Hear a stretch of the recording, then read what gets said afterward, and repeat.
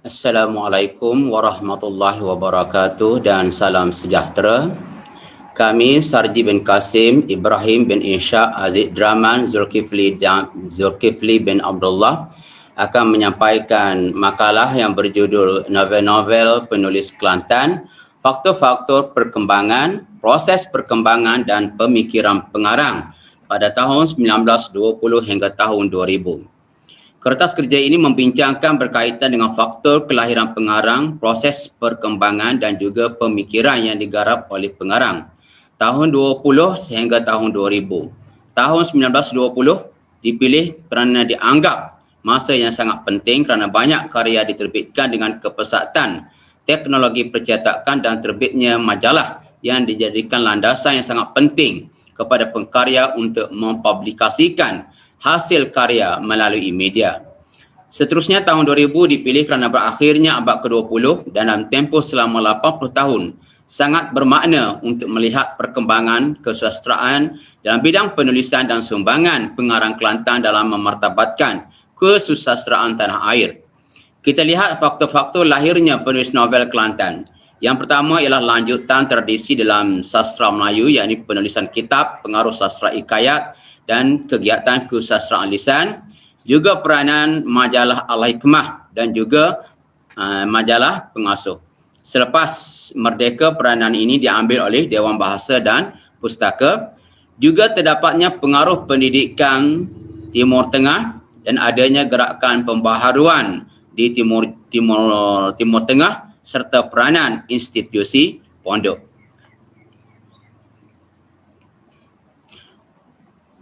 Lahirnya institusi pendidikan yang bersifat formal, kegiatan orang Inggeris dalam kajian sastra Melayu dan pergerakan bersifat politik di kalangan orang Melayu. Pengaruh karya sastra dan majalah dari Indonesia dan juga peraduan dan penganugerahan penulisan karya sastra. Seterusnya kita lihat sepintas lalu tentang perkembangan novel penulis Kelantan. Sebelum perang, novel yang terkenal iaitu Acuman Mahkota, 11 Rajab dan Melati Kota Baru. Seterusnya tahun 1945, 1966, kita lihat ke Bali ya, dan pada tahun 1966, 1967, 1969 S. Othman Kelantan. Seterusnya perkembangan tahun 70 hingga 1979 Fatimah Busu dengan Ombak Bukan Biru, S. Othman Kelantan dengan novel Juara dan Perjudian, Zahari Afandi dengan Bulan Merah di Tiga Kuala, Kunang-Kunang, Pelabuhan yang Ditinggalkan dan banyak lagi. Seterusnya perkembangan tahun 1980 hingga 1989 S. Othman Kelantan, Kepulangan, Al-Isra' dan Perwira ya. S. Othman Kelantan dengan Fatimah Busu. Seterusnya Nur Hisham Mustafa, misalnya Gerimis Senja, Serubun Senja, dan seterusnya pada sekitar tahun ini juga, iaitu S. Othman Kelantan menghasilkan novel dengan judul Ruang Perjalanan. Zahari Afandi dengan novel Pesta Bunga-Bunga dan Rama-Rama, Anakku Adalah Daun-Daun Kering, Kekosongan, Rinduku Arah Kemboja Berguguran. Tahun 1990 hingga tahun 2000, tahun ini S. Othman Kelantan dan Nur Hisham Mustafa giat menghasilkan novel. Misalnya S. Othman Kelantan dengan Wajah Seorang Wanita, Ustaz dan Nagoro Astana. Nur Hisham Mustafa dengan Duri-Duri di Tangkai Hati. Pada tahun 1998, Awang Abdullah menghasilkan novel dengan judul Anak Kampung. Muhammad Afandi Hassan mencatat sejarah yang tersendiri dalam dekad ini kerana berjaya menghasilkan novel persuratan yang berjudul Pujangga Melayu pada tahun 1997. Era tahun 1990-an, novel yang diterbitkan hasil karya Nur Hisham Mustafa misalnya Renda Sutra, Persinggahan, Permata di Lembah Hati, Kasih Orang Terbuang, Angin Permatang, Selubung Senja, Menguak Sepanjang Ngilu, Leraya Novela dan Sayangku Aina Sofia. K. Bali dengan novelnya Si Gunting dan Antanum dan Zahari Afandi dengan novelnya Tok Selampit, Pahlawan Kampung Pahi, Inggris Membalas Dendam, Mat Kelantan, Di Sinilah Akhirnya, Sketsa Semalam, Rinduku Dukamu dan Titisan Darah Terakhir.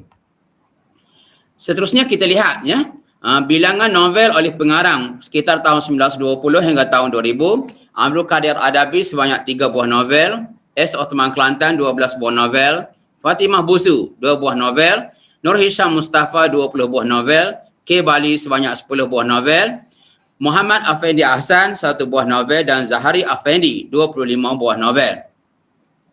Kesimpulan, novel yang ditulis oleh pengarang Kelantan dapatlah dianggap sebahagian karya terbaik abad ke-20 bukan sahaja di negeri Kelantan tetapi juga di negara ini.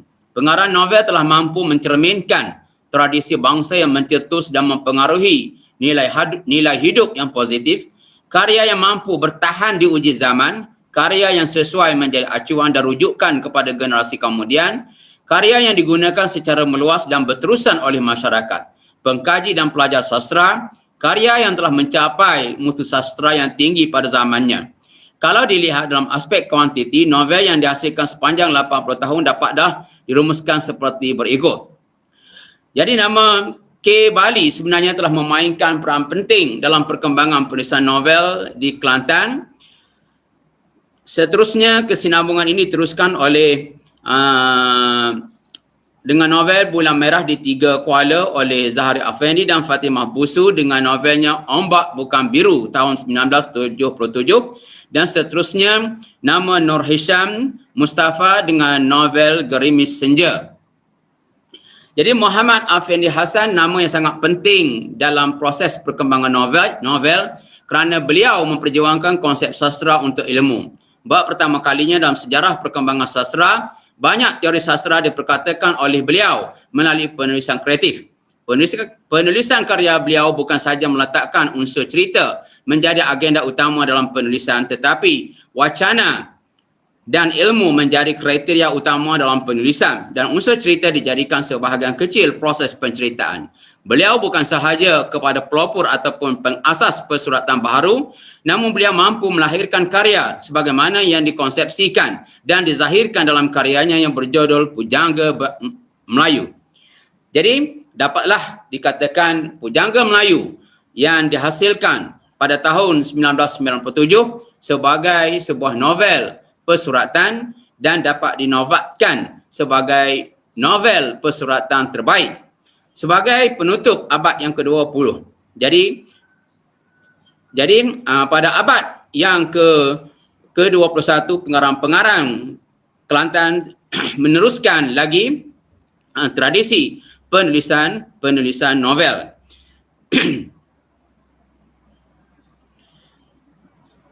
Pujangga Melayu telah kembali kepada konsep persuratan Melayu yang sebenarnya sebagai landasan kreatif yang meletakkan ilmu dan wacana lebih tinggi berbanding dengan unsur penceritaan.